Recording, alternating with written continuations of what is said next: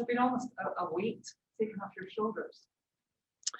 I don't think. I think after the first game, obviously there was a lot of disappointment surrounding the result.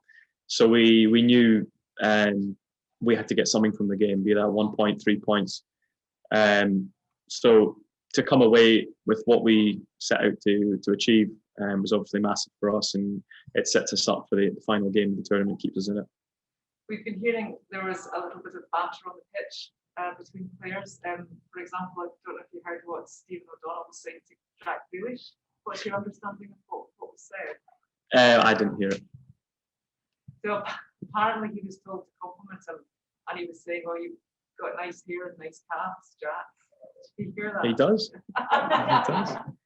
Is there any banter between you and any players on the pitch then?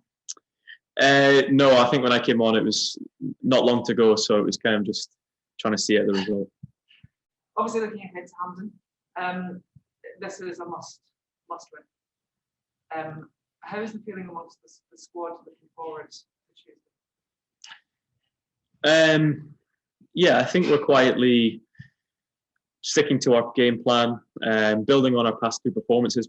We're steadily getting better. It's a simple game on Tuesday. It's a must-win for both teams. So it should prove exciting. Should be open at times.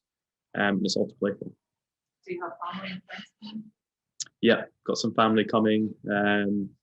So it was nice to see them after the game at Wembley, although from a distance. But you could see the smiles on their faces, and the whole support in the whole country. So it means a lot when you play in these big fixtures and see your family there. Sure, what would it mean to make history and be the first Scotland squad that can get out of the group? Yeah, we try not to get carried away. I mean, there's a lot of media attention on the history and everything that goes along with that. As players, we need to focus on the day-to-day and how to achieve that rather than what it would mean if we did. The crowd at Hampden sounded a lot more than it was last week. How much can they help you, do you think? Yeah, massive. I think when we came out, our first sort of just to see the pitch was incredible. The noise, the support was unreal, and we'll just be hoping we can give them a performance to match. Stuart, from your point of view, started the first game, came on at Wembley, the second game. How do you assess your performances so far? Yeah, Czech Republic game was difficult. They defended really well and were man marking almost. So it was difficult and quite frustrating. Wembley was obviously open, and it was a different type of role. It was to bring the ball out of pressure and give that little bit of rest. Yeah, I mean, at these big tournaments, you just need to help the team in any way you can. And any minute I do play on the pitch, then I'll be aiming to do that. Given the way the starting 11 played before any changes were made, and also when you came on, do you think it'll be harder to get into the starting 11 for the Croatia game? I don't think we think like that as players. I think because it's a massive tournament and it's a squad, you just, as I said before, when you do get the opportunity to play, you do everything you can for the team in any way you can. You mentioned about how and not what it would mean. So how do Scotland, for starters, start taking their chances now and start being clinical, because we need to be as yeah, I mean, it'd be a problem if we weren't creating any chances. I think we have had quite a few chances, a lot of opportunities. So it's just those fine margins that will take us to the next level, get us a goal, which we do need on Tuesday. Do you feel maybe in some ways, despite Scotland being at home, the pressure is on Croatia, runners up at the last World Cup? They would be expected to qualify in the group, whereas Scotland not been in a tournament for so long, maybe the expectations are less from outside. Yeah, I mean, there's a lot of expectation on the game. I don't think there's too much depth to the thinking behind it. I mean, it's simple for both teams. They'll both be wanting to win, and a draw is no good to anyone. So it's pretty straightforward thinking. What have you learned about being at tournament football so far now, being involved? That's a difficult question. I think one that you'll probably look back on after the tournament finishes and realise what you did learn. Now, in the moment, it's about focusing on being a football player and try and deliver your best performance on the pitch when you can, and enjoy it also. Okay, we'll go to Zoom now. Can I ask anybody on Zoom who's got a question, please raise your virtual hand. Lindsay, we'll take a question from you first. Yeah, hi Stuart, thanks very much. Obviously you and Shea have a good relationship at Southampton. Do you hope that the two of you could link up in this Croatia match? That'd be nice. I thought he was excellent at Wembley. A really good performance, a hard performance against good quality defenders.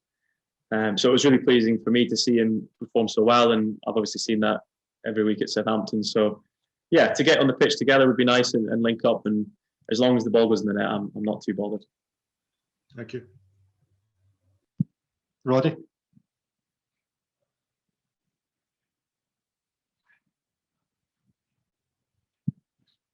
Roddy Forsyth, you could unmute yourself. Bear with me. You just muted yourself again. I'm sorry again. This is complex.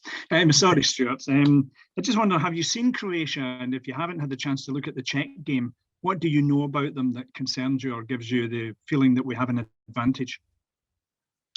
Well, they're a good quality side, a lot of individual quality too. So we're very much aware of that. A good team, there's no doubt about that. But I think we also have qualities, and as I've said before, and as the team always reiterates, that we focus on ourselves and the strengths that we can put into each game. Craig Hope. Stuart, as a Premier League midfielder who's 9 or 10 years the senior of Billy Gilmore, what did you make of him on Friday night? Yeah, fantastic. I think for being such a young player to have that level of bravery, composure, mixed with his quality, it was outstanding. In such a pressured environment, I thought he was terrific, and all the boys were absolutely delighted for him. What's he like around the place as a lad, as a character? Yeah, really nice guy, really down to earth. One of the guys, one of the boys, and when he plays, he's fantastic. So a great addition to our squad. Cheers. Gavin?